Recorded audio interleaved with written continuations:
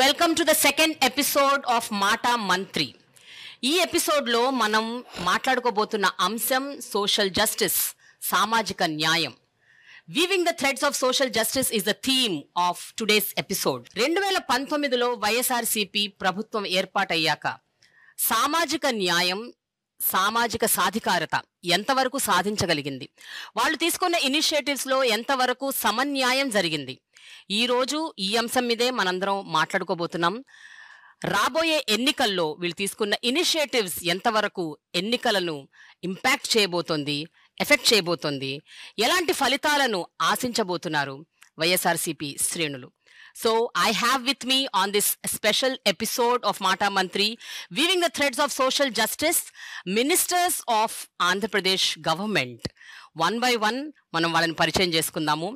I have with me Rajana Dora garu, Deputy Chief Minister and Minister of Tribal Welfare, and Merugu Nagarjuna garu, Minister of Social Welfare, Amjad Pasha garu, Minister of Minorities Welfare, Adimulapu Suresh గారు, minister of municipal administration and urban development, Chelluboina Venu గారు, minister of BC welfare, and finally last but not the least Karumuri Nageswararao గారు, minister of civil supplies and consumer affairs.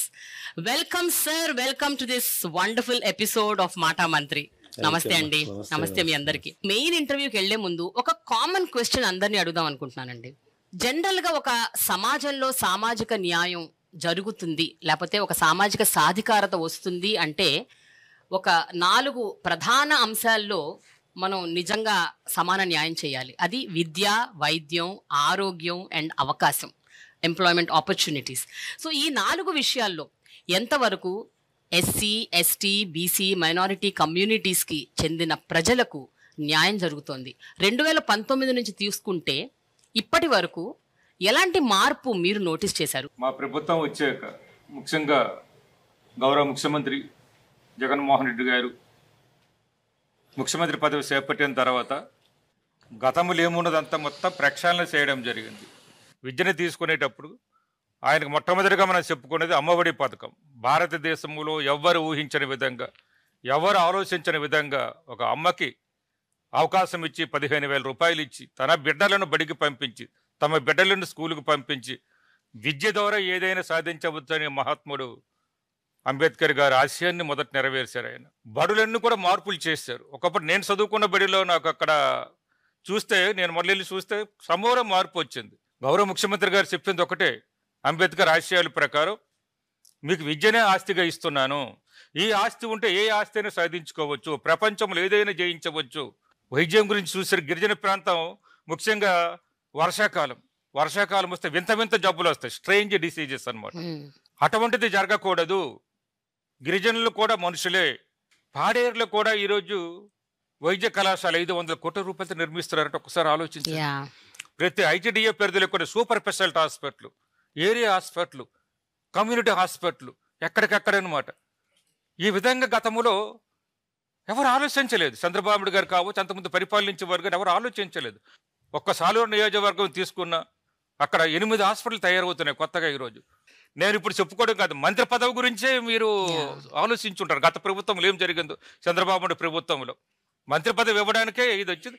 ఎన్నికల ముందు కేవలం నేను ఒక మంత్రిని ఇస్తున్నాను, 6 నెలల ముందు మాత్రం ఒక మంత్రిని, అది కూడా ఎమ్మెల్యే కానీ ఒక గిరిజన కుర్రాన్ని తీసుకొచ్చి ఇదిగో మీకు మంత్రిని చూపించారు. ఇది చాలా అప్రిషియేట్ చేయాల్సిన విషయం.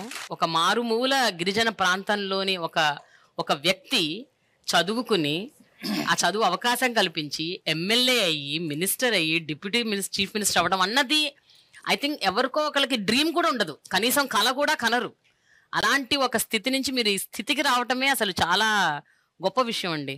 ఈరోజు ఇక్కడ కూర్చున్నటువంటి ఈ బాబాసాహెబ్ అంబేద్కర్ గారి ఆలోచన విధానమే సామాజిక సమతుల్యత కావాలని, సమాజంలో ఉన్నటువంటి ఈ అసమానతలు పోవాలని, ఈ రుగ్మతలు పోవాలని, సమాజంలో మిగిలిన కులాలతో పాటు వీరు కూడా బ్రతకాలని ఒక గొప్ప ఆలోచనతోనే మహానుభావులు, ఇప్పుడు అంబేద్కర్ గారు కానీ, జ్యోతిరావు పూలే గారు కానీ, సాహు మహారాజ్ గారి, పెరియార్ రామస్వామి నాయకర్ గారి, ఉద్దండులంతా, అబుల్ కలాం ఆజాద్ లాంటి వాళ్ళంతా ఉద్యమాలు చేశారు. రాను రాను ఆ ఉద్యమాల ఫలితమే ఈరోజు ఆంధ్రప్రదేశ్లో మున్నెన్నడూ లేని విధంగా, ఇతర రాష్ట్రాల్లో లేని విధంగా ఈరోజు ఆంధ్రప్రదేశ్లో పరిపాలన జరుగుతూ ఉంది. జగన్మోహన్ రెడ్డి గారు వీరందరి ఆలోచనలకు అనుగుణంగా పరిపాలన చేస్తారని ఈరోజు దానికి నిదర్శనమే మేము 5 కూర్చోటం, ఎస్సీ, ఎస్టీ, బీసీ, మైనార్టీలు. దీంట్లో ఇంతకుముందు ప్రభుత్వాలు చాలా నెగ్లెక్ట్ చేసినాయి. 56 నెలల పరిపాలనకు నిలువుటద్దం అంబేద్కర్ గారి విగ్రహం. నేను చేసిన పరిపాలనకి ఇదిగో అంబేద్కర్ గారి విగ్రహం. ఆయన ఏం కోరుకున్నాడో అది చేసి చూపిస్తా ఉన్నాం. ఆయన ఏం ఆకాంక్షించాడో అది చేస్తా ఉన్నాం. ఈ 2024 ఎన్నికలు సామాజిక సమతుల్యానికి గీటు రాయినటువంటి జగన్మోహన్ రెడ్డి గారి పరిపాలనకు, దళిత గిరిజన బహుళలను ప్రక్కన పెట్టినటువంటి చంద్రబాబు పరిపాలనకు పోటీ జరగబోతా ఉంది. ఈ సామాజిక న్యాయం అంటే సోషల్ జస్టిస్ అనేది ఒక నినాదంగా ఉన్న పరిస్థితి నుంచి మరి ఇవాళ ఈ రాష్ట్రంలో మన అందరి ప్రియతమ నాయకుడు, ఈ రాష్ట్ర ముఖ్యమంత్రి శ్రీ వైఎస్ జగన్మోహన్ రెడ్డి గారు ముఖ్యమంత్రిగా బాధ్యతలు స్వీకరించిన తర్వాత సామాజిక న్యాయం అనేది ఒక నినాదం కాదు, మా ప్రభుత్వం యొక్క విధానం అని చెప్పి చేసి చూపించిన నాయకుడు మన ముఖ్యమంత్రి శ్రీ వైఎస్ జగన్మోహన్ రెడ్డి. ఈరోజు ఈడ కూర్చున్న వాళ్ళలో 2 ఉప ముఖ్యమంత్రులు ఉన్నాం. ఒక ఎస్టీ సామాజిక వర్గానికి సంబంధించిన రాజన్న దొర గారు, మరి అదేవిధంగా మైనార్టీ సామాజిక వర్గానికి సంబంధించిన నేను. మరి ఎప్పుడైనా మనం కలలన్నా ఊహించామా ఒక ఎస్టీకి సామాజిక వర్గానికి సంబంధించిన వ్యక్తి ఉప ముఖ్యమంత్రిగా ఈ రాష్ట్రానికి ఉంటాడని, ఒక మైనార్టీ సామాజిక వర్గానికి సంబంధించిన వ్యక్తి ఒక ఉప ముఖ్యమంత్రి అవుతాడని, ఒక బీసీ సామాజిక వర్గానికి సంబంధించిన వ్యక్తి ఉప ముఖ్యమంత్రి అవుతాడని, ఒక ఎస్సీ సామాజిక వర్గానికి సంబంధించిన వ్యక్తి ఉప ముఖ్యమంత్రి అవుతాడని ఎవరన్నా భావించారా? మరి ఈ రోజు అడుగులు పడ్డ ఈ ప్రభుత్వంలో ఖచ్చితంగా రాబో రోజుల్లో దీని ఫలితాలు మనకు అందరికి కూడా మనకు అందుతాయని చెప్పి కూడా మేమైతే పూర్తిగా ఆశిస్తున్నాము.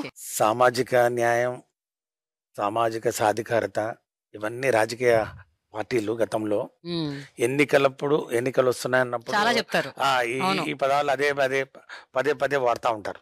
ఈ బడుగు బలహీన వర్గాల వారు, దళిత వర్గాల వారిని కేవలం ఓటు బ్యాంకుగా మాత్రమే చూసే పరిస్థితి. ఏ విధంగా వారికి గాలం వేయాలని పదాలు వాడుతూ, ఏ విధంగా కులాల సమీకరణ చేయాలి, ఏ విధంగా పొత్తులు పెట్టుకోవాలి, ఈ ఆలోచనతోటి గత పాలకులు పరిపాలన చేసినటువంటి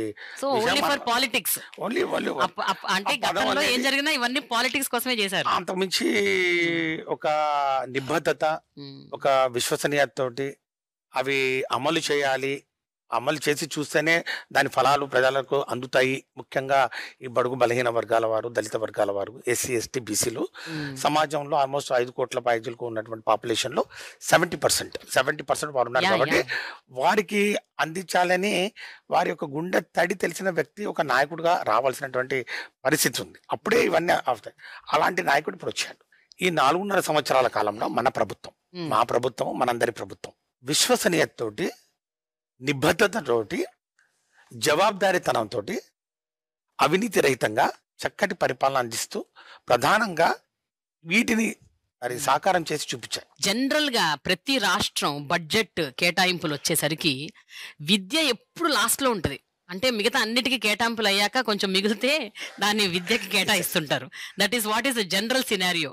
కానీ ఇక్కడ కొంచెం డిఫరెంట్ ఉన్నట్టు. ఎందుకంటే గత పాలకులు ముఖ్యంగా ప్రాథమిక మాధ్యమిక విద్యల్లో వాళ్ళకు 16 to 17 years ఉన్న వరకే వాళ్ళకు ఓట్లు లేవు కదండి. కాబట్టి ఓట్లు లేవు కాబట్టి వాళ్ళకి చేసిన ఉపయోగం లేదు కాబట్టి ఒక ఆలోచన. కానీ వాళ్ళ తల్లిదండ్రులు ఓట్లేస్తారు కదండి. అది మర్చిపోయారు వాళ్ళు, అది మర్చిపోయారు. కానీ జగనన్న యొక్క ఆలోచన విధానం ఏంటంటే పేదరికం విద్య కట్టు కాకూడదు. ఇది ఫిలాసఫీ, మా ప్రభుత్వం యొక్క ఫిలాసఫీ. పేదరికం విద్య కట్టు కాకూడదు. ముఖ్యంగా భవిష్యత్తు తరాలకు నేను ఇచ్చే ఆస్తి విద్య మాత్రమే అనే ఒక కాన్సెప్ట్. ఇది బేసిక్ కాన్సెప్ట్. ఇది సాధికారత కాదా అని చెప్పి నేను అడుగుతాను. ఈ అంటరాని దాని కోసం ఎవరైతే బాబాసాహెబ్ బిఆర్ అంబేద్కర్ గారు పోరాటం చేశారో ఈ రోజు కూడా కొన్ని పార్టీలు, ఈ యొక్క పెత్తందారులు వాళ్ళ యొక్క ఆలోచన విధానంలో అంటరానితనం ఉంది. అలాంటి అంటరానితనం ఆలోచనలతో ఈరోజు తెలుగు భాష మరి దాని యొక్క ప్రాధాన్యత తగ్గుతుంది. తెలుగు భాషను కాపాడాలని చెప్పి ఒక ఇంగ్లీష్ భాషకు వ్యతిరేకంగా, ఇంగ్లీష్ మీడియం స్కూల్స్ వ్యతిరేకంగా వీరు ఉద్యమం చేస్తూ ఉంటే నేను ఒకటే అడుగుతా ఉన్నాను, మరి తెలుగు భాష గురించి, తెలుగు భాష యొక్క ప్రశస్తాన్ని లేకపోతే ఒక దాని యొక్క గౌరవాన్ని కాపాడే బాధ్యత దళితులు, బడుగు బలహీన వర్గాల వారిదేనా? ఈ యొక్క రాష్ట్ర ప్రభుత్వం యొక్క ఆలోచన విధానాన్ని, భావజాలాన్ని చాలా స్పష్టంగా ఈ రాష్ట్ర ప్రజలను అర్థం చేసుకున్నారని చెప్పి నేను భావిస్తూ ఈ 4 సంవత్సరాల కాలంలో ఒక విశ్వసనీయత, ఒక నమ్మకానికి ఈ రోజు కేర్ ఆఫ్ అడ్రస్ గా జగన్మోహన్ రెడ్డి గారు నిలిచారని చెప్పడంలో ఏమాత్రం అతిశయోక్తి కాదు. మీరు ఈ విద్య, వైద్యం, ఆరోగ్యం అండ్ అవకాశాల విషయంలో మీరు తీసుకున్న ఒక స్పెషల్ ఇనిషియేటివ్స్ ఏంటంటే ఏం చెప్తారు? ఈ అసమానతలు తొలగాలంటే ఏ విధమైనటువంటి పాలన సాగాలి, సాగించే వారు వచ్చిన రోజు దీనికి వచ్చేటువంటి పరిమళం అంటే సుగంధం ఎంత గొప్పగా ఉంటుంది అని ఆనాడు బాబాసాహెబ్ అంబేద్కర్ గారు ఆలోచించారో ఆ పరిమళం ఈరోజు ముఖ్యమంత్రిగా జగన్మోహన్ రెడ్డి గారు ఈ ఆంధ్రప్రదేశ్ రాష్ట్రానికే కాదు భారతదేశానికి పంచబోతున్నాడు అంటానికి సాక్షిభూతమే ఆయన యొక్క విగ్రహావిష్కరణ అనేటువంటిది నాకున్నటువంటి నమ్మకం. డీబీటీ అని ఒక వరం ఇచ్చి, డీబీటీ డైరెక్ట్ బెనిఫిషరీ ట్రాన్స్ఫర్ అనేటువంటి ఒక గొప్ప మహత్తరమైన ఆలోచన చేసి బాబాసాహెబ్కి నిజమైన నివాళులర్పించాడు ఈరోజు జగన్మోహన్ రెడ్డి గారని చెప్పడానికి నేను గర్వపడుతూ ఉన్నాను. నాగేశ్వరరావు గారు, భారతదేశంలో మన ఎడ్యుకేషన్ లో నెంబర్ 1 కేరళ. అవును, మనం చంద్రబాబు నాయుడు టైంలో 15వ స్థానంలో ఉండేవాళ్ళం భారతదేశంలో. ఇవాళ నెంబర్ 3 నుంచి ఒక 10 days క్రితానికి మనం నెంబర్ 1కు వచ్చామంటే ఇది ఆయన తీసుకున్న నిర్ణయాలని చెప్పి సందర్భంగా చూస్తాం. నెంబర్ 1 ఇవాళ అత్యధిక విద్యను ఇస్తున్న గొప్ప ముఖ్యమంత్రి జగన్మోహన్ రెడ్డి గారు అని చెప్పి చెప్పక తప్పదు. ఒక 6 సంవత్సరాల క్రితం అమెరికా వెళ్ళాను నేను. అమెరికా వెళ్ళినప్పుడు ఒక చికాగోలో చిన్న తెలుగు వాళ్ళు మీటింగ్ పెట్టారు. ఆ మీటింగ్ చూసుకుని వెళ్తుంటే ఒక అబ్బాయి వచ్చి, నాది హనుమాన్ జంక్షన్ అండి, నా తండ్రి రిక్షా తొక్కినేవాడు, 10వ తరగతి మించి నేను చదివించలేను, ఎంచేదంటే నాకు స్తోమత సరిపోదు బాబు అంటే నేను అనుకున్నాను. అప్పుడు ఒక ఆటో కొనుక్కుని సెటిల్ అవుదాం అనుకున్నాను. ఈ లోపల రాజశేఖర రెడ్డి గారు ముఖ్యమంత్రిగా వచ్చి ఫీజు రియంబర్స్మెంట్ ప్రకటించారు. రూపాయి ఖర్చు లేకుండా ఇంటర్మీడియట్ సెకండ్ ఇయర్ ఇంజనీరింగ్ సీట్లో రూపాయి ఖర్చు లేకుండా 4 సంవత్సరాలు చదివి క్యాంపస్ సెలక్షన్లో సాఫ్ట్వేర్ ఇంజనీర్ అయ్యాను. ఈ చికాగోలో నాకు ఆ రోజుల్లో అంటే 6 సంవత్సరాల క్రితం నాకు సంవత్సరానికి 24 లక్షలు ఇస్తున్నారు. నా తండ్రికి రిక్షా మానిపించా, ఒక కారు కొనిచ్చా, ఒక ఇల్లు కట్టించా, నా చెల్లెల్ని తమ్ముడిని చదివించుకుంటున్నాను. నన్ను పుట్టించిన దేవుడు ఎలా ఉంటాడో తెలియదు, ఈ స్థితి కల్పించిన దేవుడు రాజశేఖర రెడ్డి గారు అని చెప్పి ఆనందంతో చెప్పడం. తండ్రిని మించిన తనయుడిగా ఇంకా 4 అడుగులు ముందుకేసి ఇవాళ అమ్మఒడిని తీసుకొచ్చి స్కూల్స్ని మార్చి ఇంతమంది విద్యావేత్తల్ని 15వ స్థానంలో ఉన్న దాన్ని నెంబర్ 1లో తీసుకొచ్చిన మహానుభావుడు జగన్మోహన్ రెడ్డి గారు అని చెప్పి సందర్భంగా తెలియజేస్తున్నాను. ఇవాళ పేద బడుగు బలహీన వర్గాల వారు ఎక్కడికి వెళ్ళి ఏ పథకం అడగాలో తెలియని పరిస్థితి. నాకు పెన్షన్ వస్తుందా లేదో తెలియని పరిస్థితి. ఒకవేళ నాకు పెన్షన్ వచ్చే అవకాశం ఉందని కూడా తెలియని పరిస్థితిలో ఉండేవాళ్ళు చాలా మంది ఉన్నారు. వాళ్ళ పిల్లలకి అమ్మఒడి వస్తుందో లేదో తెలియని పరిస్థితుల్లో చాలా మంది ఉన్నారు. స్కూల్లో చేర్పించాలా లేదని చాలా మంది ఉన్నారు. వాళ్ళందరికీ వాలంటరీ వ్యవస్థను తీసుకొచ్చి ప్రతి ఇంటికి పంపించి, నీకు 60 ఏళ్ళు వచ్చినాయి, నీకు పెన్షన్ రాస్తున్నాం, నీ పిల్లల్ని చదివించండి, అమ్మఒడి ఉంది, ప్రతి ఒక్కటి ఇంటికి చేస్తున్నది భారతదేశ చరిత్రలో ఏ ఒక్కరికి సాధ్యం కానిది ఒక్క జగన్మోహన్ రెడ్డి గారికే సాధ్యమైందని చెప్పి సందర్భంగా తెలియజేస్తున్నారు. ఏదైతే ఇవాళ పెద్దవాళ్ళందరూ కూడా చిన్నవాళ్ళనే చూసుకుంటున్నాడు, ఆ చిన్న కులాలనే చూసుకుంటున్నాడు అనేది పెద్దవాళ్ళని కూడా బాగా చూసుకుంటున్నాడు. వాళ్ళ పెద్ద కులాలు ఏదైతే రైతులు ఉన్నారో వాళ్ళకి రైతు భరోసా విషయంలో, రైతు నష్టం విషయంలో, ప్రతి విషయంలో కూడా వాళ్ళకి డైరెక్ట్ అకౌంట్ ద్వారా వాళ్ళకు కూడా డబ్బులు కొడుతున్నాడంటే అప్పుడు కన్నా వాళ్ళని ఎక్కువ చూసుకుంటున్నాడు, ఈ పేదవారికి కూడా పూర్తిగా చూసుకుంటున్నారు. సో మీరు అందరూ కూడా విద్యా, వైద్యం, ఆరోగ్యం, అవకాశాల విషయంలో చాలా పెద్దపీట వేసింది ప్రభుత్వం అని చెప్పారు. అయితే కొన్ని కీలకమైన ప్రశ్నలు ఉన్నాయి సార్ సామాజిక న్యాయానికి సంబంధించినంత వరకు. ఒక ఫస్ట్ క్వశ్చన్ నాకు సురేష్ గారిని అడుగుదాం అనుకుంటున్నాను. సార్, ఇప్పుడు జనరల్గా అందరిలో ఉన్న ఒక అభిప్రాయం, ఒక ఆలోచన, జనరల్గా ప్రజల్లో ఉన్న ఒక అభిప్రాయం, ఒక ఆలోచన ఏంటంటే ప్రతి పొలిటికల్ పార్టీ ఒక పర్టిక్యులర్ కమ్యూనిటీకి కాపు కాస్తోంది. అంటే కాంగ్రెస్ అంటే రెడ్డి పార్టీ, తెలుగుదేశం అంటే కమ్మ పార్టీ, పవన్ కళ్యాణ్ అంటే కాపు పార్టీ, ఇలా ప్రతి పార్టీకి. మీరేమంటారండి, నిజంగా రాజకీయ పార్టీలు ఈ రకంగానే ఒక పర్టికులర్ కమ్యూనిటీకి కాపు కాస్తూ వస్తే భవిష్యత్తు ఎలా ఉంటుంది? రాజకీయాల్లో మనం చూసినట్టయితే ఆంధ్రప్రదేశ్ రాజకీయాల్లో గత 70 సంవత్సరాల్లో పార్టీస్లో కొన్ని కమ్యూనిటీస్ డామినెంట్ పాలిటిక్స్ చేశాయి. మీరు అన్నట్లు 2 ప్రధానమైన సామాజిక వర్గాలు, కమ్మ సామాజిక వర్గం, రెడ్డి సామాజిక వర్గం, ఏ పార్టీలు ఉన్నా కూడా వాళ్ళే ప్రాతినిధ్యం వహించి వారే నాయకత్వం వహించినటువంటి పరిస్థితి మనం చూసాం. దాని తర్వాత కాపులకు కూడా రాజ్యాధికారం వైపు వారు ఖచ్చితంగా మాకు కూడా ఒక గుర్తింపు ఉండాలి అనే ఒక ఆలోచనతోటి కాపు సామాజిక వర్గం నుంచి కూడా ఆ రాజ్యాధికారం వైపు అడుగులు వేసే దిశలో రాజకీయాల్లో వారి యొక్క ప్రాముఖ్యత మరి వారి యొక్క గుర్తింపు ఉండాలనే ఒక ఆలోచన కూడా వారికి కూడా వచ్చిన పరిస్థితుల్లో ఆ దిశలో కూడా కొన్ని అడుగులు పడ్డాయి. కానీ అవి ముందుకు వెళ్ళలేకపోయిన విషయం కూడా మనందరం చూసాం. ఇది ప్రజారాజ్యం పార్టీ కానివ్వండి, లేకపోతే జనసేన పార్టీ కానివ్వండి, ఇంకో పార్టీ కానివ్వండి. సో ఇప్పుడు ఈ ప్రధానంగా ఈ 3 కమ్యూనిటీస్ డామినెంట్గా పాలిటిక్స్లో వస్తూ ఉన్నాయి. ముఖ్యమంత్రి గారి ఆలోచన విధానం ఏంటంటే సమాజంలో సొసైటీలో 70% ఈ బీసీ, ఎస్సీ, ఎస్టీ మైనార్టీలు ఉన్నారు కాబట్టి సింహభాగం, ఇందాక డిప్యూటీ సీఎం గారు వాడిన పదం సింహభాగం వారు ఉన్నారు కాబట్టి అవకాశాలు కూడా అదే ప్రాతినిధ్యంలో రావాలి. గతంలో అట్లా జరగలేదు. గతంలో ఏ కమ్యూనిటీ ఉంటే అక్కడ దీనికి భిన్నంగా ఎవరైనా కానీ సమీకరణాలు చేయాలంటే, కూర్పు చేయాలంటే చాలా ధైర్యం కావాలి. జగన్మోహన్ రెడ్డి గారి పిలుపు మేరకు బడుగు బలహీన వర్గాల వారికి, దళిత వర్గాలకి అవకాశాలు ఇవ్వాలి. మీరు అగ్రవర్ణాలు, ఇది మన పార్టీ కాబట్టి మనం అవకాశాలు ఇవ్వాలి. మనం 2 అడుగులు వెనక్కి తగ్గాలి. 2 అడుగులు వెనక్కి వేస్తే వాళ్ళు 2 అడుగులు ముందుకేస్తారని చెప్పి చేసి చూపించిన వ్యక్తి నాతో కాదు, నేను జగన్మోహన్ రెడ్డి గారు ఈరోజు అని చెప్పి నేను చెప్తాను. నాగార్జున గారు మీరు చెప్పండి.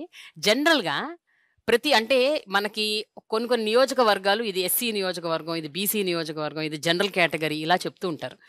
సరే, ఎప్పుడైతే ఒక ఎస్సీ కమ్యూనిటీకి చెందిన ఒక వ్యక్తి ఒక జనరల్ కేటగిరీ నుంచి పోటీ చేస్తారో అప్పుడే నిజమైన సాధికారత అని నేను అనుకుంటాను. మీరేమనుకుంటారు? మా నాయకుడు మొదటి నుంచి పేద కులాల యొక్క స్థితిగతులు మార్చాలనే ఆ తపనే అంబేద్కర్ గారి భావజాలమే. ఆ కోణంలోనే ఎక్కడ ఎస్సీలకు, బీసీలకు, మైనారిటీలకు ప్రాధాన్యత ఇవ్వాలో ఈరోజు, రేపు ఎన్నికలు రాబోతా ఉన్నాయి, ఈరోజు మా సమన్వయకర్తలుగా చాలా చోట్ల పెట్టారు. ఇప్పటికే మైనారిటీస్ని ఓవర్ హెల్మింగ్గా పెంచారు, బీసీలను పెంచారు. అనాదిగా ఉద్దండులు పోటీ చేసిన ప్రాంతంలో కూడా బీసీలకు ప్రయారిటీ ఇస్తా ఉన్నారు. అప్లిప్మెంట్ ఆయన ఆలోచన అది. ఈరోజు ఇంతమందికి మంత్రులు ఇచ్చారంటే, ఆ మంత్రుల్లో కూడా ప్రెడామినెంట్ పోర్ట్ఫోలియోలు ఇచ్చారంటే ఇదివరకు ఎప్పుడు ఇవ్వాల. కాబట్టి మార్పు తథ్యం అనేది గమనించాలా. సో అలాగే మీరు అనుకున్నటువంటి హోప్ఫుల్ గా ఉన్నారా మీరు? అంటే ఇలాంటి ఒక మార్పు కూడా వస్తుంది భవిష్యత్తు వచ్చింది, ఇప్పటికే చేసి చూపిస్తా ఉన్నాడు, చేయబోతా ఉన్నాడు. ఇంకా మెరికల్స్ జరగబోతా ఉన్నాయి ఆంధ్రప్రదేశ్ లో. వేణుగారు, కోనసీమని బిఆర్ అంబేద్కర్ జిల్లా అని మార్చినప్పుడు మీరు చూశారు ఎంత విధ్వంసం జరిగిందో. అంటే చాలా వ్యతిరేకత వచ్చింది, చాలా గొడవలు జరిగాయి, అరెస్టులు జరిగాయి, ధర్నాలు, రాస్తారోకోలు మామూలుగా జరగలేదు. మీరేమనుకుంటారు? కోనసీమకి ఆ పేరు ఉండటం అన్నది ఎంతవరకు అక్కడ ఆ ప్రాంతానికి ఒక గుర్తింపు, ఒక ఎలివేషన్ తీసుకొచ్చిందని మీరు అనుకుంటున్నారు? కోనసీమ ప్రాంతంలో భారతదేశంలోనే అత్యధికంగా బాబాసాహెబ్ అంబేద్కర్ విగ్రహాలు ఉన్నటువంటి ఒక ప్రాంతం ఉందంటే అది కోనసీమ. బాబాసాహెబ్ అంబేద్కర్ గారి పేరున కోనసీమ జిల్లాకి ఉంచాలనేటువంటి ఒక ప్రతిపాదన వచ్చినప్పుడు దురదృష్టం ఏమిటంటే అగ్రవర్ణ భావజాలం కొంతమందిని కలుపుకుని ఒక అలజడి సృష్టించడం ద్వారా ప్రభుత్వాన్ని కొంత డైవర్ట్ చేయాలనేటువంటి ఒక ప్రయత్నం చేశారు. అదే సమయంలో ప్రతిపక్ష నాయకుడు చేసినటువంటి పాత్ర ఎలా ఉంది, ప్రతిపక్ష నాయకుడిని సపోర్ట్ చేస్తూ నిలబడినటువంటి వారి పాత్ర ఎలా ఉంది, ఇవన్నీ ప్రజలకు అర్థమైపోయినాయి. ఖచ్చితంగా రేపు జరిగేటువంటి ఎన్నికల్లో మా గురించి ఆలోచన చేస్తున్న నాయకుడి పట్ల అగ్రవర్ణ భావజాలం కలిగినటువంటి నాయకులు చేస్తున్నటువంటి కుట్రని అర్థం చేసుకున్నారు. జగన్మోహన్ రెడ్డి గారికి సామాజిక వర్గం అని అంటే తన సామాజిక వర్గం కాదు, ఎస్సీ, నా ఎస్టీ, నా బీసీ, నా మైనార్టీ. అదే చంద్రబాబు నాయుడికి సామాజిక వర్గం అంటే నా కమ్మ, నా కాపు. ఇవాళ చిన్నవాడి చైతన్యం ముందు, పేదవాడి చైతన్యం ముందు పెద్దల కలయిక ఏదైతే ఉందో దాన్ని అర్థం చేసుకునే శక్తివంతుడు పేదవాడు అయ్యాడు, లేకపోతే ఈ చిన్న కులాల్లో పుట్టినవాడు అంతవరకు తీసుకొచ్చాడు జగన్మోహన్ రెడ్డి. రాజన్న గారు, ఉత్తరాంధ్ర ప్రాంతానికి చెందిన మీరు ఉద్దానం ప్రాంతం గురించి మీకు తెలుసు. అక్కడ ఎంత దారుణం అంటే ఈ కిడ్నీ సమస్యతో ఇప్పటికీ ప్రజలు బాధపడుతున్నారు. ఎన్నో ప్రభుత్వాలు మేము ఏదో చేస్తాము మీకు మిమ్మల్ని ఆ పరిస్థితి నుంచి బయటపడేస్తాము, దాన్ని అరికడతాము, దానికి ఒక పరిష్కారం తీసుకొస్తామని చెప్తున్నారు. But no government has done it successfully. మీరేమంటారండి? ఉద్దానం ప్రాంతానికి విముక్తి ఎప్పుడు? గత పాలకులు దాన్ని నిర్లక్ష్యం చేశారు. గత పాలకులు చాలా మంది కూడా అక్కడ ఉద్దాన ప్రాంతంలో వాళ్ళందరూ కూడా ప్రజలు మన కళ్ళ ముందే చనిపోతున్నారు. అక్కడ వచ్చిన జబ్బులతో, అక్కడ నీటి వల్ల అందరు చనిపోతున్న ఎవరో పట్టించుకోలేదు. జగన్మోహన్ రెడ్డి గారు వచ్చినప్పటి నుంచి దాని మీద దృష్టి సారించారు. ఈ మధ్యన మరి ప్రారంభించారు, మనందరికీ తెలుసు. దాన్ని ప్రారంభించారు. అక్కడ కూడా డయాలసిస్ కార్యక్రమాలు, డాక్టర్లు ఫుల్ ఫ్లెడ్జ్డ్ డాక్టర్లు కూడా నియమించడం జరిగింది అక్కడ. బహుశా ఇంత పెద్ద హాస్పిటల్ భారతదేశంలో కూడా ఉండదేమో, ఉద్దానంలో ఉన్నంత విధంగా మూత్రపిండాల కోసం అక్కడ ఉన్న ఆ ప్రాంతంలో ఉన్న పేదలందరికీ ఉపయోగపడుతుంది. దళితులు కావచ్చు, గిరిజనులు కావచ్చు, బడుగు బలహీన వర్గాలు కావచ్చు, పైసా ఖర్చు లేకుండా ప్రజలకి ముందు ఒక నమ్మకం కలిగించాము అసలు. ఇది ఎందుకంటే ముందు అక్కడ అవకాశమే లేదు. అక్కడ అది మేము ఇక్కడ ఉన్నాం, మూత్రపిండల వ్యాధులు చనిపోతాం అనుకున్న వాళ్ళకి నేనున్నాను అని ఒక నమ్మకాన్ని కలిగించారు జగన్ గారు. ఆ నమ్మకంతోనే ఈ రోజు అందరూ వైద్యం తీసుకుంటున్నారు. ఇంకా అంతకంటే ఇప్పుడు జరుగుతున్న దానికంటే ఇంకా 100 రెట్లు మంచిగా వైద్యం అందించడానికి ప్రభుత్వం జగన్మోహన్ రెడ్డి గారు కట్టుబడి ఉన్నారు. బహుశా ఇటువంటి ముఖ్యమంత్రి గారు దొరకడం నిజంగా ఉద్దాన ప్రజలందరూ కూడా అదృష్టవంతులని చెప్పాలి. అక్కడ 2024 ఎన్నికల్లో జగన్ గారు మరొక విప్లవాత్మకమైన నిర్ణయం తీసుకున్నారు. అది ఏంటి అంటే స్థానిక నియోజకవర్గాల్లో ఉన్న అభ్యర్థులను మార్చడం, అంటే ట్రాన్స్ఫర్ చేయటం. ఇక్కడ ఈ నియోజకవర్గం నుంచి ఇంకో నియోజకవర్గం. మీ విషయంలో కూడా అదే జరిగింది. ప్రజలు స్థానికంగా ఉన్న ఎమ్మెల్యేలకు అలవాటు పడతారు, ఆ అభ్యర్థికి అలవాటు పడతారు. వాళ్ళతో మాట్లాడటం, వాళ్ళతో ఒక అసోసియేషన్, ఒక బాండ్ డెవలప్ అవుతుంది. అది మార్చటం వల్ల ఎలాంటి ప్రాబ్లమ్స్ ఏమైనా క్రియేట్ అయ్యే అవకాశం ఉందా? ఈ పొలిటికల్ పార్టీలు రాజకీయాలు చేసే నేపథ్యంలో ఆ రాజకీయ పార్టీల అధినాయకుడి యొక్క పనితనం మీదే ఆధారపడి ఉంటాయి. ప్రాంతీయ పార్టీలు పర్టికులర్ గా జగన్మోహన్ రెడ్డి గారి బొమ్మ పెట్టుకొని మేము పోటీ చేస్తా ఉన్నాం. జగన్మోహన్ రెడ్డి గారు నన్ను వేమూరు నుంచి సంతనూతలపాడు నియోజకవర్గం మార్చారు. నేను సంతనూతలపాడుకి కొత్తవాడినైనా జగన్మోహన్ రెడ్డి గారి బొమ్మ, జగన్మోహన్ రెడ్డి గారి ఆదేశం, జగన్మోహన్ రెడ్డి గారి యొక్క కాన్సెప్ట్, జగన్మోహన్ రెడ్డి గారి పరితరం మమ్మల్ని గెలిపిస్తానికి సిద్ధంగా ఉన్నాయి. ఎందుకంటే ప్రజలను మోటివేట్ చేసుకో, పొలిటికల్ లీడర్స్ ఉంటారు ఆల్రెడీ, అక్కడ కూడా ఒక స్ట్రక్చర్ తయారై ఉంటుంది. ఆ స్ట్రక్చర్ని ఆపరేట్ చేసుకుంటా వెళ్తాం. కానీ పలికెడిది భాగవతమట, పలికించడి వాడు రామభద్రుండట, నే పలికిన బహరమగునని పలికించడి వాడు రామభద్రుడే. ఎలక్షన్ చేసి ఎలక్షన్ బొమ్మ తీసుకుని జగన్మోహన్ రెడ్డి గారు. కాబట్టి జగన్మోహన్ రెడ్డి గారిని చూసి ఓటారు, నన్ను చూసి కాదు ఓటేసేది, నా పరితరం కాదు, ఉన్నది ఇన్స్ట్రుమెంట్. కాబట్టి వేమూరులో పోటీ చేయొచ్చు, సంతనూతలపాడులో పోటీ చేయొచ్చు. కానీ ఈ నేపథ్యం మొదటి నుంచి ఉన్నాయి. మిగిలిన పార్టీలు కూడా చేయలేదని లేదు. చంద్రబాబు నాయుడు ఏ ఊరు, ఎక్కడ పుట్టాడు, కుప్పంలో పోటీ చేయాల్సిన పని ఏంటి? అక్కడే ఉండొచ్చుగా, అక్కడ అమ్మా నాన్న బంధువులు ఉన్నారుగా. వాళ్ళ కొడుకు ఎక్కడ పోటీ చేస్తున్నాడు, ఎక్కడ పుట్టాడు, మంగళగిరిలో పోటీ చేస్తున్నాడు. ఎస్సీ బీసీలు ఉన్నటువంటి ప్రెడామినెంట్ ప్లేసెస్లో నువ్వు పోటీ చేస్తావు. ఆడ బామ్మరిది ఎక్కడున్నాడు, నిమ్మకూరు అతను బాలకృష్ణ హిందూపురంలో పోటీ చేశాడు. వాళ్ళు ఒక బూమరాంగ్ చేసే ఆలోచన ప్రజల్లో తీసుకొస్తున్నారు. దమ్ముండాలమ్మా, మా నాయకుడికి ఆ దమ్ము ఉంది. ఆ దమ్ముతో పాటు ఆ బొమ్మ తీసుకుని ప్రజలకు వెళ్ళే కెపాసిటీ మాకు ఉంది. అతనిలో ఒక డిమాండ్ చేశారు. అదేంటి అంటే కన్వర్టెడ్ క్రిస్టియన్స్ని ఎస్సీ కమ్యూనిటీలో చేర్చాలి అన్న ఒక రిక్వెస్ట్ పెట్టుకున్నారు మీరు, అవునా? ఆ రిక్వెస్ట్ ఇప్పటికీ మీరు కట్టుబడి ఉన్నారు కదా? కట్టుబడి ఉన్నారు. ఇది మీరు చెప్పండి, ఇది జెన్యూన్ గా మీరు వాళ్ళ కోసం ఆలోచించి తీసుకున్న ఒక నిర్ణయమా, లేకపోతే ఎలక్షన్స్ ని దృష్టిలో పెట్టుకొని తీసుకున్న ఒక ఎజెండా బేస్డ్? ఎస్సీలుగా ఉన్న మేము క్రైస్తవత్వం మీద, యేసు ప్రభువు మీద నమ్మకం ఉండి విశ్వాసంతో వెళ్తా ఉంటా చేస్తాం.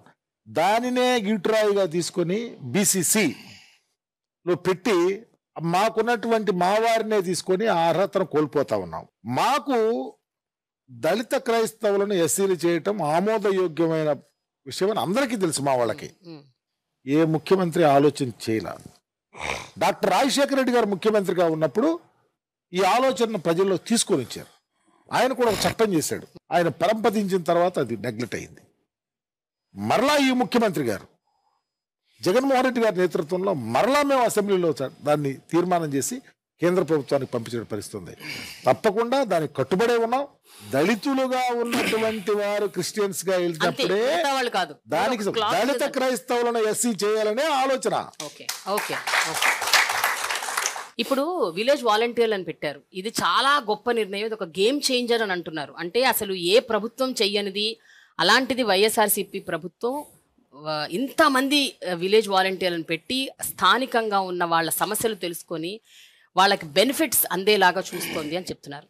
కానీ ఒక ప్రధాన ఆరోపణ ఏముంది అంటే ఈ విలేజ్ వాలంటీర్లను పెట్టడం వల్ల స్థానికంగా ఉన్న పొలిటికల్ రిప్రజెంటేటివ్స్ ఎవరైతే ఉన్నారో వాళ్ళకి కొంచెం వాణి తగ్గుతుంది, వాళ్ళ పవర్ తగ్గుతుంది, వీళ్ళు ప్యారలల్ పవర్గా ఉద్భవిస్తున్నారు అన్న ఒక ప్రధాన ఆరోపణ ఉంది సార్.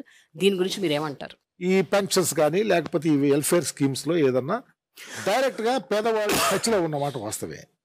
వేరే పొలిటికల్గా అది ఎక్కడ ప్రాబ్లం లేదు.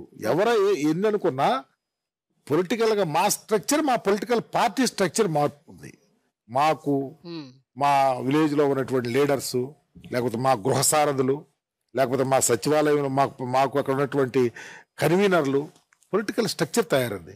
వాళ్ళకి మాకు నేపథ్యం పెట్టిన వాళ్ళు కూడా మెజారిటీ వాళ్ళు వెల్ఫేర్ స్కీమ్స్ అందించే బాధ్యతలోనే, కానీ వాళ్ళు నిరుద్యోగం ఉన్నటువంటి యువత వాళ్ళ వల్ల మా లీడర్షిప్ పోయింది అనేది చాలా తప్పు.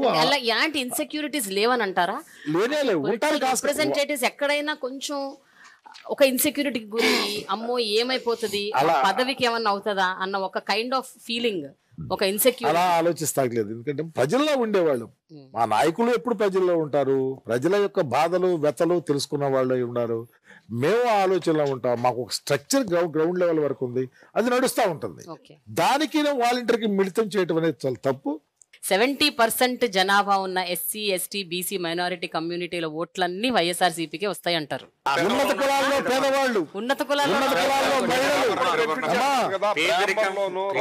రైతులు, మహిళలు, అనేక మంది అర్హులు కాస్తా ఉన్నాడు జగన్మోహన్ రెడ్డి గారి పరిపాలన చూసి. కులాల ప్రస్తావన రాలేదు అన్న చెప్పినట్టు. రాజన్న గారు, మీరు చెప్పండి, గిరిజన ప్రాంతాల్లో, ఏజెన్సీ ప్రాంతాల్లో ఉన్న గిరిజన ప్రజలకు, అంటే ఈ ప్రభుత్వం వచ్చాక ఎన్నో జరిగాయి, ఎన్నో చేశారని చెప్తున్నారు, కానీ మీరు ఒక మినిస్టర్గా, ఒక డిప్యూటీ చీఫ్ మినిస్టర్గా మీరు ప్రౌడ్గా ఫీల్ అయిన సందర్భం ఏంటండి? ఆ ప్రాంతాల వారికి అంటే ఈ హయాంలో నేను ఇది చేయగలిగాను, అంటే నేను ప్రభుత్వంతో మాట్లాడి, జగన్ గారితో మాట్లాడి, నేను నా ప్రాంతానికి నేను ఇది తీసుకురాగలిగాను, చేయగలిగాను అని అనుకున్న ఒక మూమెంట్ ఏంటి, ఒక ప్రౌడ్ మూమెంట్ ఏంటి? గౌరవ ముఖ్యమంత్రి గారు మేము అడగకుండానే అడిగినప్పుడే వరం ఇస్తారు, ఆకాశంలో దేవతలు అని చెప్తారు. అడగక ముందే అన్ని ఇస్తున్నారు ముఖ్యమంత్రి గారు. భారతదేశంలో ఎవ్వరు చెయ్యని విధంగా 3 లక్షలకు పైగా ఎకరాలు భూమి ఇచ్చారు. ఆ భూమి ఇవ్వడం అంటే మరి మేము దాంట్లో పెరిచేసినాం. మాకు పిలిచి చెప్పేది, ఏది అడిగినా అడగకపోయినా గౌరవ ముఖ్యమంత్రి కలిసేటప్పుడు అటవీ భూములు అందరికి అందుతున్నవి లేదా, మళ్ళీ తయారు చేస్తున్నారు లేదా అడుగుతారు. చంద్రబాబు నాయుడు పరిపాలన మనం చూసాం. ఆయన పరిపాలన మొత్తం మీద కలిపి కేవలం 17,000 మందికి 44 ఎకరాలు ఇచ్చారు ఆయనది. కానీ జగన్మోహన్ రెడ్డి 3 లక్షల ఎకరాలకు పైగా సుమారు 2 లక్షల మందికి ఇచ్చారు. అది గర్వించదగిన విషయం. ముఖ్యమంత్రి గారు అడిగిన తర్వాత ఒక్క సాలూరు నియోజకవర్గంలోనూ నాకు ఇప్పుడు 11 రోడ్లు, పెద్ద పెద్ద రోడ్లు, 11 కోట్లు, 10 కోట్లు, 15 కోట్ల రూపాయలతో కొండల మీద జరుగుతున్నాయి. ఇదే గత ప్రభుత్వం తీసుకోండి. నా నియోజకవర్గం పేరే సాలూరు. ఆ సాలూరు మండలం అనేది పూర్తిగా గిరిజనుల మండలం. ఆ కొండల మీద కనీసం ఒక్క రోడ్డు అయినా చేశారా చూపించమని చెప్తాను. చాలాసార్లు నేను ఛాలెంజ్ కూడా చేశాను ఓపెన్గా. కానీ ఈ రోజు ముఖ్యమంత్రి గారి దయ వల్ల గిరిజనులు సంతోషంగా 11 పెద్ద రోడ్లు కొండల మీద జరుగుతున్నావంటే అంతకన్నా ఆనందం ఏముంటుంది చెప్పండి. అసలు రోడ్లు లేకపోతే అక్కడికి ఎవరు వెళ్ళరు, ఉద్యోగస్తులు వెళ్ళరు, గిరిజనులు వెళ్ళలేరు, ఆరోగ్య సమస్య ఉంటుంది, విద్యా సమస్య ఎవరు ఉంటుంది. ఇవన్నీ సమస్యలు పోవాలంటే ముందు రవాణా సౌకర్యం కావాలి, దానికి రోడ్లు కావాలి. అటువంటి రోడ్లు ఇస్తున్నారు. సామాజిక హోదా కల్పించడానికి జీవన కోసం, బతుకు తెరువు కోసం భూములు ఇస్తున్నారు. ఆయన నా దేశంలో ఎక్కువ భూములు అనమాట. అట్లేదు భూమి ఇచ్చారు, దానికి రైతు భరోసా ఇచ్చారు, భూములు సాగు చేయిస్తున్నారు. ఆ భూముల కోసం వెంటనే పట్టాలు ఇప్పిస్తున్నారు. అట్లేదు పట్టాల మీద హక్కులు కల్పిస్తున్నారు. గతంలో తెలుగుదేశం ప్రభుత్వం కొన్ని చోట్ల పట్టాలు ఇచ్చారు కానీ భూమి ఎక్కడుందో చూపించలేదు, దాని మీద హక్కులు కూడా లేదు. ఈ రోజు ఆయన ఇచ్చిన 3 లక్షల ఎకరాల భూమికి కూడా సుమారు 2 లక్షల మందికి కూడా హద్దులతో పాటు, సరిహద్దులతో పాటు మ్యాప్, స్కెచ్ తో పాటు ఇస్తున్నాం. వెళ్ళేది ట్రైబల్స్ కోసం స్పెషల్ గా ఎక్స్క్లూజివ్ ఒక యూనివర్సిటీ పెట్టాలి అన్న ఒక ప్రతిపాదన ఉండదు. అది వచ్చిందని కూడా విన్నాను నేను. ఎంతవరకు అది అంటే ఆ రూపం దాల్చుకుంది అన్నది కొంచెం మీరు క్లారిటీ ఇవ్వాలి సార్. ఆ గిరిజన యూనివర్సిటీ ముఖ్యంగా నా నియోజకవర్గం సాలూరు నియోజకవర్గంలో నెలకొల్పాలి అనేది గౌరవ ముఖ్యమంత్రి గారి యొక్క ఆలోచన, జగన్ గారి యొక్క ఆలోచన. అంటే సెంట్రల్ నుంచి టీం వచ్చింది. సెంట్రల్ టీం కూడా సాలూరు నియోజకవర్గం తిరిగారు. నా నియోజకవర్గంలో చాలా 5-6 ప్లేసులు చూశారు. కానీ చివరకు ఆయన ముఖ్యమంత్రి గారు అయిన తర్వాత మాకు మెంటాడ మండలం అని సాలూరు నియోజకవర్గంలో ఉంది. ఆ మెంటాడ మండలం తీసుకొచ్చి సాలూరు నియోజకవర్గం ప్రస్తుతం విజయనగరం జిల్లాలో ఉంది. మెంటాడ మండలం అనేది అక్కడ శంకుస్థాపన ఆగస్టు 20వ తేదీన కూడా ముఖ్యమంత్రి చేయడం జరిగింది. అది 800 కోట్ల రూపాయలతో, 834 కోట్ల రూపాయలతో మరి కేంద్ర ప్రభుత్వం, రాష్ట్ర ప్రభుత్వంతో కలిపి నిర్మాణం జరుగుతుంది. ఇప్పుడు పనులు ప్రారంభం జరుగుతున్నాయి. అసలు ఇంకొక ఆలోచన కూడా చేశారు. ఏదైనా కారణం వల్ల ఇది కానీ గిరిజన నియోజకవర్గం పెట్టకపోతే గిరిజనుల కోసం రాష్ట్ర ప్రభుత్వమే ఇంకో ప్రత్యేకంగా యూనివర్సిటీ నెలకొల్పాలని కూడా ఆలోచించారు ముఖ్యమంత్రి గారు. చివరకు గిరిజన నియోజకవర్గం నెలకొల్పారు. ఇప్పుడు జరుగుతుంది. వాళ్ళు ఏం చేశారంటే తెలుగుదేశం ప్రభుత్వంలో ఆ గిరిజన యూనివర్సిటీని తీసుకొచ్చి గిరిజనులు లేని నియోజకవర్గంలో మా అందరూ కోరిక మన్నించి గౌరవ ముఖ్యమంత్రి గారు, మా ఎమ్మెల్యేలు ముఖ్యంగా నా కోరిక మన్నించి ఆయన ప్రధానమంత్రి గారితో, హోంశాఖ మంత్రి గారు అమిత్ షా గారితో మాట్లాడి ఎట్టి పరిస్థితుల్లోనే సరే గిరిజన నియోజకవర్గంలో ఉండాలి, అది కూడా సాలూరు నియోజకవర్గంలోనే ఉండాలని పట్టుబట్టి తీసుకొచ్చి వాళ్ళని నొప్పించకుండా తీసుకొచ్చి ఆగస్టు 25న ప్రారంభం చేశారు. పనులు జరుగుతుందమ్మా. నాగేశ్వరరావు గారు, ఇందాక మనం అంబేద్కర్ స్టాచ్యూ గురించి మాట్లాడుకున్నాం. అంబేద్కర్ స్టాచ్యూ విజయవాడలో నడిబొడ్డున 206 అడుగుల ఎత్తున అత్యద్భుతంగా రూపొందించడమే కాకుండా కింద అంటే అంబేద్కర్ స్టాచ్యూ కింద ఒక పిరమిడ్ షేప్లో బ్రహ్మాండమైన ఫెసిలిటీస్ కూడా కల్పించారు. ఒక విషయం చెప్పండి, అన్ని రాష్ట్రాల్లో కూడా అంబేద్కర్ స్టాచ్యూ ఉంది. ఒకటి కాదు, కొన్ని వందలు వేలు ఉన్నాయి. తెలంగాణలో ఈ మధ్య ఒక పెద్ద స్టాచ్యూ పెట్టారు సెక్రటేరియట్ దగ్గర. మీరేమనుకుంటున్నారు, ఇక్కడ ఉన్న అంబేద్కర్ స్టాచ్యూకి మిగతా రాష్ట్రాల్లో ఉన్న స్టాచ్యూకి తేడా ఏమిటి? అంటే దీనికి దానికి ఏ రకమైన అంటే ఒక సమూలమైన తేడాలు ఏంటి? మీరు ఏం గమనించారు అంటే మీరేం చెప్తారు? 2017లో చంద్రబాబు నాయుడు గారు ఎస్సీల్లో ఎవరన్నా పుట్టాలని కోరుకుంటారు, ఎస్సీలను అవమానించి అన్ని చేసి దగ్గరికి వచ్చి ఎలక్షన్ టైంలో అసెంబ్లీలో అనౌన్స్ చేసి శంకుస్థాపన చేసి కనీసం ఒక ఇటుకు కూడా పెట్టకుండా అంబేద్కర్ విషయాన్ని అలా పక్కన పెట్టి వదిలేశారండి. ఇవాళ జగన్మోహన్ రెడ్డి గారు ఎలక్షన్లో మాట ఇవ్వకుండా, ఎలక్షన్లో చెప్పలేదు ఈయన నేను అంబేద్కర్ విగ్రహం పెడతానని చెప్పి, ఏదైతే ల్యాండ్ ఉందో ఆ ల్యాండ్ని దారదత్తం చేసేయాలని చెప్పి మాల్స్కి ఆ ప్రభుత్వం చూసింది ఈ ల్యాండ్ని. కానీ ఇదే ల్యాండ్లో ఇవాళ బాబాసాహెబ్ అంబేద్కర్ గారిది విగ్రహంతో పాటు ఇక్కడ ఎన్నో ఫెసిలిటీస్ ఇప్పుడు చూస్తున్నాం. ఈ థియేటర్ చూడండి, అలాగే లైబ్రరీ చూడండి, అలా ఎన్ని రకాలు ఇందులో చూసేటట్టు ప్రజలకి వచ్చిన మన చూసే టూరిస్టులకి అందరికీ కూడా ఒక ప్రత్యేకంగా ఒక అనుభూతి కలిగేటట్టు అసలు బాబాసాహెబ్ అంబేద్కర్ గారు ఎలా పుట్టారు, ఎలా పెరిగారు, ఎలా చదివారు, ఎలా విదేశాల్లో చేశారు, ఎలా రాజ్యాంగం చేశారు, టోటల్గా కన్నులకు చూపించేటట్టుగా ఏర్పాటు చేసి ఇన్ని రకాల ఫెసిలిటీస్ పెట్టి, ఇంత పార్క్ పెట్టి, లైటింగ్ పెట్టి ఎన్నో రకాలు చేశారు.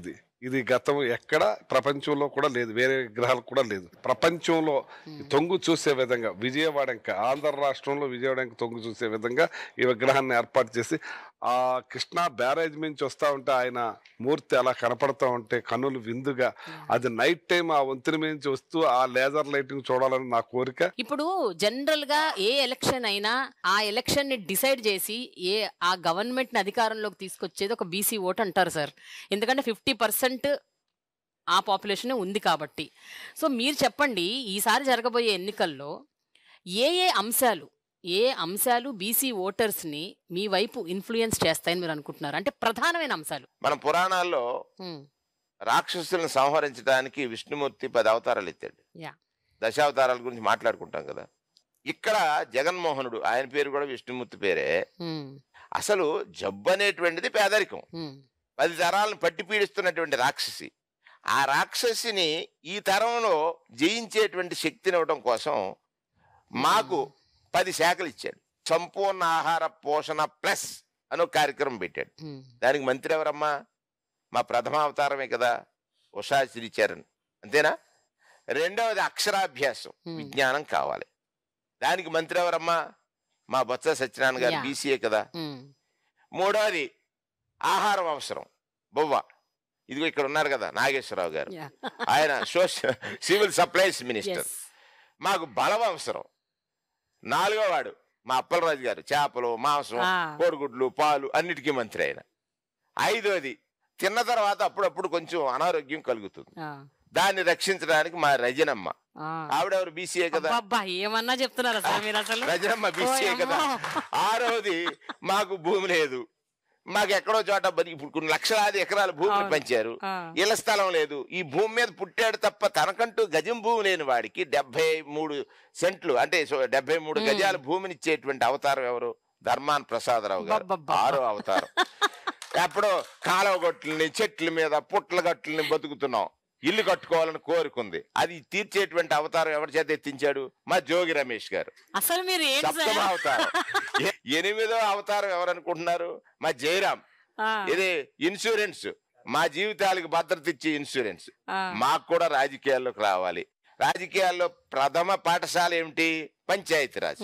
అంతే కదా, ఎవడైనా వార్డు మెంబర్ అవుతాడు, లేకపోతే సర్పంచ్ అవుతాడు, లేకపోతే ఎంపీటీసీ అవుతాడు. అది 9వ అవతారం. 9 అవతారాల ఎత్తిన తర్వాత మొత్తం ఈ రాష్ట్రంలో 2,58,000 కోట్ల రూపాయలు పంపిణీ చేస్తున్నారు కదా సంక్షేమం. అందులో సుమారుగా బీసీలకి 1,78,000, 1,80,000 కోట్లు పంపిణీ చేసేటువంటి కలికి. లాస్ట్ అవతారం ఏంటి? 10 అవతారాల్లో కలికి. అది నేనే 10వ అవతారం. 2 అవతారాలు ఎత్తించాడు. ఇది జగన్మోహన్ రెడ్డి గారు తీసుకున్న. మరి ఇది ఎంత గొప్పది అంటే, పేదరికం అనేటువంటిది రాక్షసైతే, పేదరికం అనేది రోగమైతే, ఈ బీసీలను పట్టి పీడిస్తుంటే దాన్ని మా ద్వారా అవతారాలు ఇచ్చి మా చేతే వాటిని సంహరింపజేస్తున్నాడు, వాటిని అధిగమింపజేస్తున్నాడు. ఇది ఒక సంస్కరణ. ఇదే నేను అంటాను, సంస్కరణల సమ్మేళనం, మిళితం, ఒక రూపం. అదే జగన్మోహన్ రెడ్డి. నేనేమంటానంటే, ఇన్ని కార్యక్రమాలు చేయటం వల్ల ప్రజలు ఓట్ల కోసం చేయలేదు, ఈయన వాళ్ళ మనస్సులు తెలిసి చేశాడు. రేపు గెలుపు ఈయన గెలిచిన మనసులు వేసేటువంటి ఓటు. ఆయన జనాన్ని నమ్మాడు, జనం మోసం చేయడు. నాయకుడు మోసం చేస్తారు తప్ప జనం మోసం చేయరు. అందుకే జనాన్ని జగన్కి జనం, ఈ బంధాన్ని విడదీయటం అనేటువంటిది ఎవరికీ సాధ్యం కాదు. జగన్ అంటే నిజం, నిజం అంటే జగన్. నిజానికి ఓటేయండి, జగన్ ని గెలిపించండి. అంజద్ గారు, మీరు ఏ విషయంలో చాలా సంతృప్తి చెందారండి? ఇప్పటికీ కూడా చాలా ముస్లిం యూత్, ముస్లిం విమెన్ ఇంకా చాలా మంది ఎడ్యుకేషన్ వైపు వెళ్ళట్లేదు. ఇంకా చాలా మంది ఇంకా అణగారిన బతుకుతున్నారు. ఎస్సీ, ఎస్టీ, బీసీ కమ్యూనిటీల వాళ్ళకి వచ్చిన బెనిఫిట్స్ కావచ్చు, లేకపోతే వాళ్ళు ఇప్పుడు అనుభవిస్తున్న ఒక లైఫ్ స్టైల్ కూడా కొన్ని ముస్లిం కమ్యూనిటీస్ అనుభవించలేకపోతున్నారు. They are still backward. మీరేమంటారు సార్? మీరు ఒక మంత్రిగా ఎంతవరకు మీరు చేయగలిగారు? వాళ్ళ కోసం ఏమేం చేయగలిగారని మీరు అనుకుంటున్నారు? నిజంగా అండి, ఇప్పుడు మీరు చెప్పినది వాస్తవము. ఎందుకంటే ఈ దేశానికి స్వాతంత్రం వచ్చి 76 సంవత్సరాలు.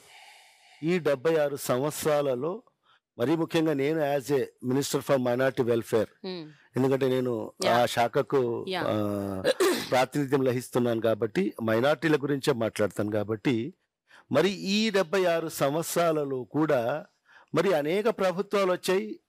మరి ఏ ప్రభుత్వాలు కూడా వీళ్లకు ఒక ఓటు బ్యాంకుగా మాత్రమే వినియోగించుకున్న పరిస్థితులండి. వాళ్ళలో విద్య అనేది ఎక్కడ లేని పరిస్థితి, నిరక్షరాస్యత ఎక్కువ.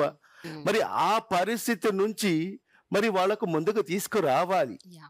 మరి అలాంటిది ఒక్క అడుగు ముందుకేసిన వ్యక్తి ఎవరంటే ఆ మహానేత దివంగత ముఖ్యమంత్రి డాక్టర్ వైఎస్ రాజశేఖర రెడ్డి గారు.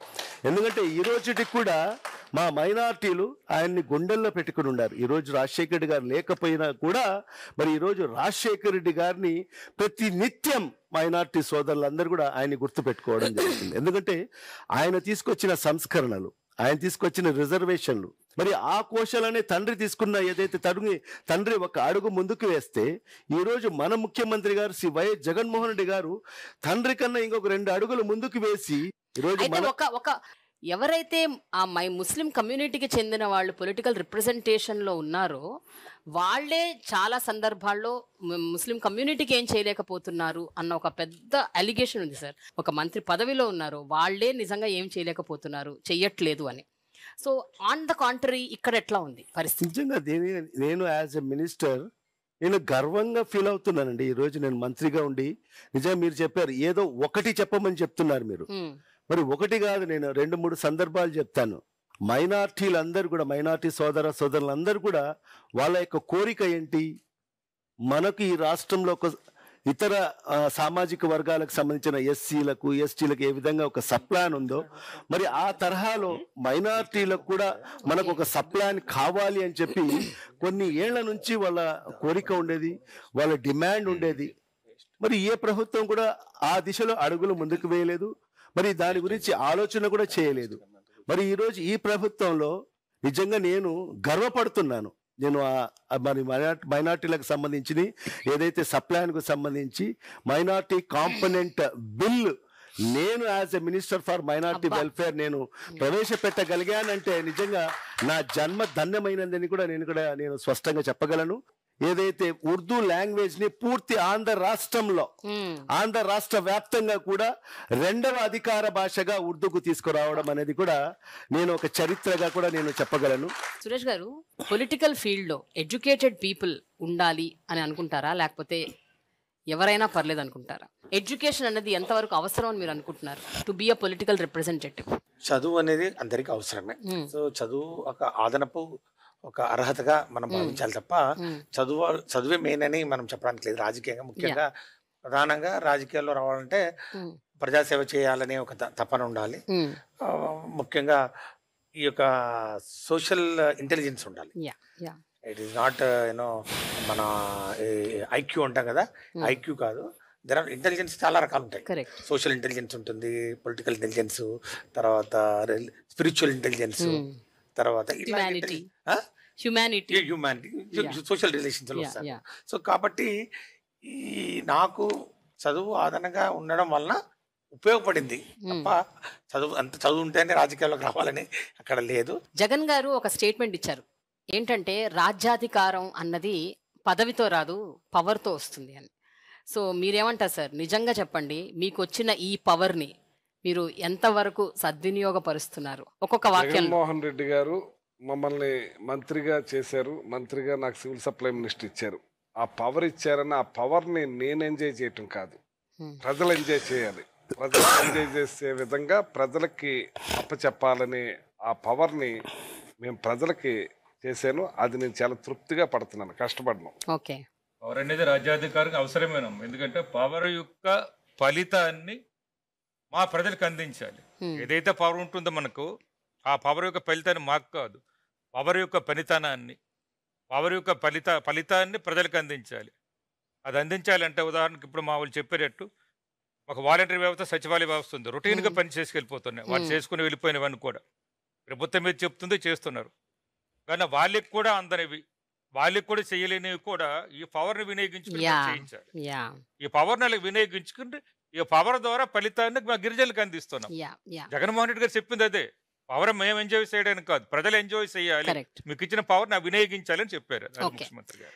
మా సామాజిక వర్గానికి మరి ఏ మేలు చేసే అవకాశం మరి నాకు వచ్చిందో ఇప్పుడే నా పవర్ వల్లనే మరి మా ముఖ్యమంత్రి గారు శ్రీ వైఎస్ జగన్మోహన్ రెడ్డి గారు నాకు అవకాశం ఇవ్వడం వల్ల మరి ఈరోజు ఆ పవర్ని వినియోగించి మరి ఈరోజు నా సామాజిక వర్గానికి సంబంధించిన వాళ్ళకందరికి కూడా, మైనారిటీస్కి అందరికి కూడా ఈరోజు మేలు చేయగలిగాను అని చెప్పి నేను గర్వంగా చెప్పుకోగలను. సురేష్ గారు, అధికారం ఉంటేనే ప్రజలకు సేవ చేస్తాం, అధికారం లేనప్పుడు ప్రజలకు సేవ చేయమనే ఆలోచన కరెక్ట్ కాదని నా భావన. ఎందుకంటే మేము డైరెక్ట్గా ఈరోజు అధికారంలోకి రాలేదమ్మా, మేము ఒకేసారి ప్రతిపక్షంలో ఉన్నాం. అధికారం 5 సంవత్సరాలు పోరాటం చేశాం. ఒక నిర్మాణాత్మకమైన ప్రతిపక్షంగా మేము ఒక వాచ్ డాగ్ లాగా అధికారులు ఈ అధికార పార్టీలు ఎవరైతే ఉన్నారో 500 హామీలు 600 హామీలు ఇస్తారో, అది ఎట్లా మీరు అబద్ధ హామీలు ఇచ్చి అధికారంలోకి వచ్చారు, ప్రజలు మిమ్మల్ని నమ్మారు కాబట్టి మీరు అమలు చేయాల్సిన బాధ్యత ఉంది అని చెప్పి మేము పోరాటం చేశాం.